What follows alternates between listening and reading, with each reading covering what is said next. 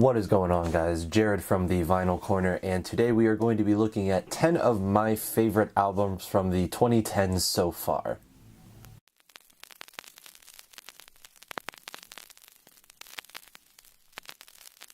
So, Connor and I both talk about vinyl, or at least we will be very soon, and it may seem like we're only stuck in the past with a lot of music, but I have a very strong passion for following contemporary music, and a lot of albums from the 2010s have become some of my all-time favorites through attachment or just sheer quality of music. So I thought I would just share 10 of my favorites, no real particular order except for my favorite one, which will be the last one. So yeah, let's look at 10 of my favorite albums, and I apologize in advance if you're not into hip-hop. A lot of these will be hip-hop related because hip-hop just had an incredible decade in my opinion.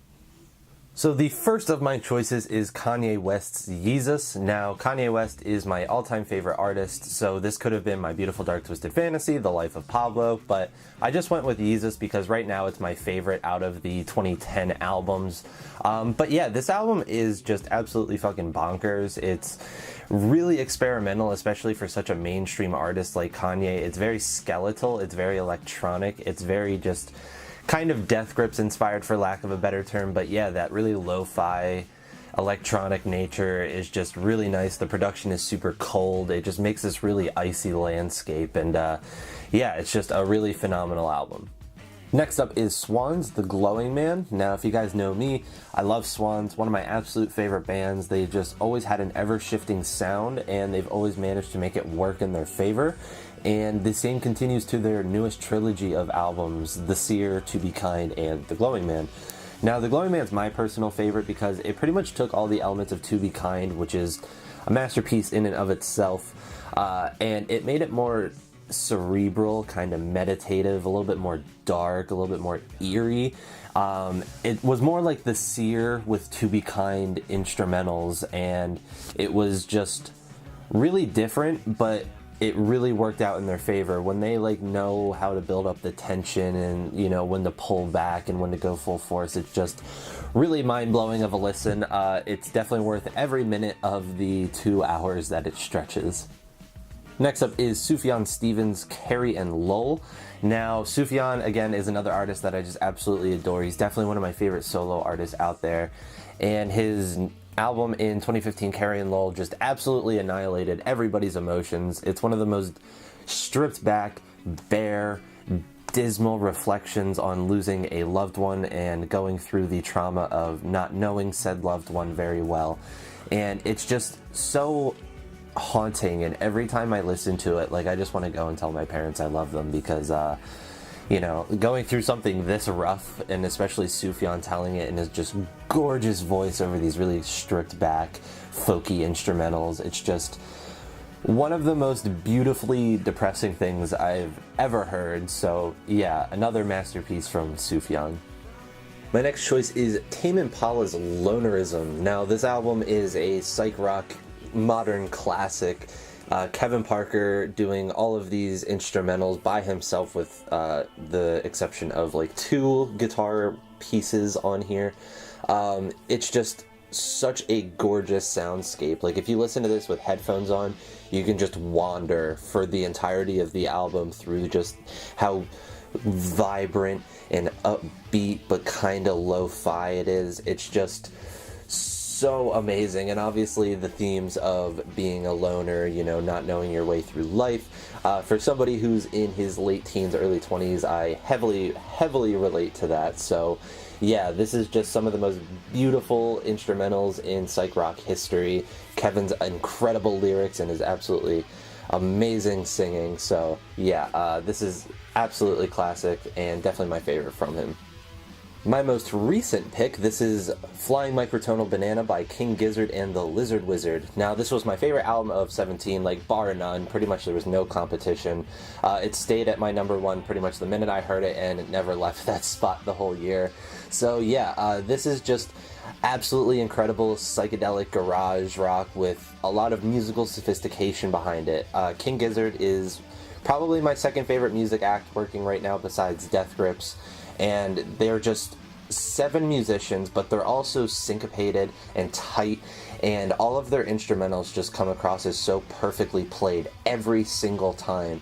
And I really loved what they did with the microtonal experimentation. I was not aware of what these things were before this album, but I did a ton of research, and it really made me more fascinated in like the theory of music and stuff like that than many other albums in the past have. So yeah, these are just really great kind of fast, garagey, gnarly, like psychedelic rock, kind of like a Black Sabbath in a way, but it's way more Middle Eastern inspired.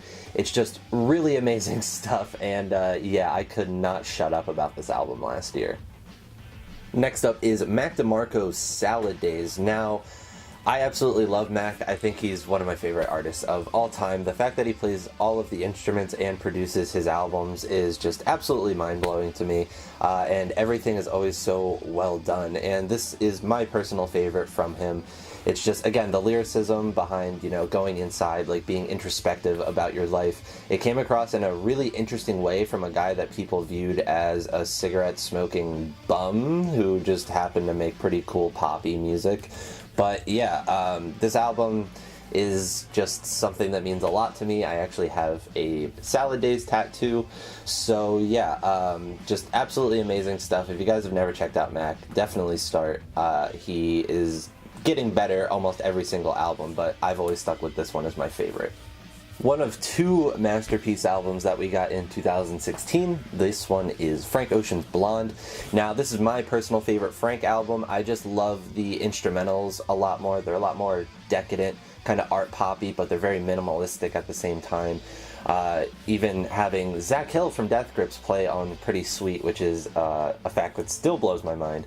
But yeah, Frank all over this, talking about, you know, a lot of the usual things Frank Ocean would talk about, but he puts a new twist on them by viewing it from different angles, you know, doing a lot of dualities, a lot of just very interesting lyrical concepts coming across on this, on some of the most beautifully stark, poppy instrumentals that I've ever heard. So yeah, this is an album that I always go to when I'm feeling a little sad boy and need some introspective time.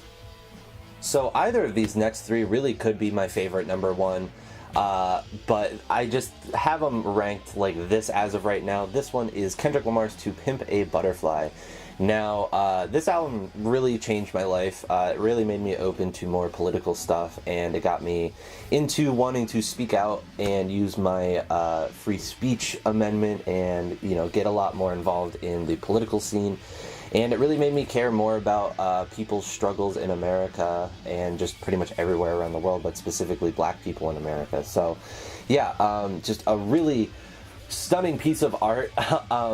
This is definitely one of those albums that I will forever hold as one of my favorites. Just from the moment I heard it, something was different about me, and Kendrick really delivered this amazing message through some of the most innovative, just really well done, like funk, soul, jazz rap with some of the most stunning lyricism and some of the most interesting instrumental concepts I've ever heard on a rap album. Like that poem continuing, just an absolute stroke of genius. Alright, so my second to last pick is Danny Brown's Atrocity Exhibition. Now, this album is just fucking insane. That's like the only word that even does it justice. It's just, all of these beats are either some of the most grimy and dismal rap beats I've ever heard, or they're some of the most wild, cutting edge, just boundary-pushing instrumentals in hip-hop history, with Danny either doing his high falsetto crazy raps or his really depressed introspective raps. It's just, this album has such a nice duality to it, and it really carries the album because you kind of go on this whole experience as Danny would, and it really paints this ugly picture of like fame and addiction life and how they coincide with one another. And it's just so scary initially, but once you get into it, it's just such an interesting piece of art that makes you question a lot of things about people like Danny or just other famous artists. So yeah, not for the faint of heart initially, but stick with it and you'll definitely hopefully get the same experience I get out of this album. Alright, so my favorite album of the 2010 so far is Death Grips, The Money Store. Now, if you guys know my Instagram, it's a very public thing. I have this album cover in its entirety on my leg, tattooed. But yeah, this album is just one of my favorite pieces of music ever. I don't think I've ever heard something that's continually engaged me as much as this. I can listen to this literally like once a week and I still never get tired of it, which is something I can't even say about To Pimp a Butterfly, which I over listened to initially. But yeah, this album has just always been something I go back to. It's always on repeat for me. And yeah, literally every song is a fucking masterpiece. I want to do a full in-depth review on this in the future. It'll probably be very long because I do have a lot to say about this album and this group. But yeah, Death Grips is my favorite musical act working, definitely one of my favorites of all time. And yeah, this is my favorite album of my generation of music so far. Alright guys, so those are just some of my favorite albums of the 2010s. Again, so many came to mind when I was making this, but I was trying to keep it to one an artist and just, yeah, but obviously there's so many other incredible albums that have come out in the 2010s that I wanted to talk about. Maybe in the future I will get to some of them, but yeah, thank you guys so much for watching. Like, comment, and subscribe. Let me know what some of your favorite albums of the 2010s are. And until next time guys, take care.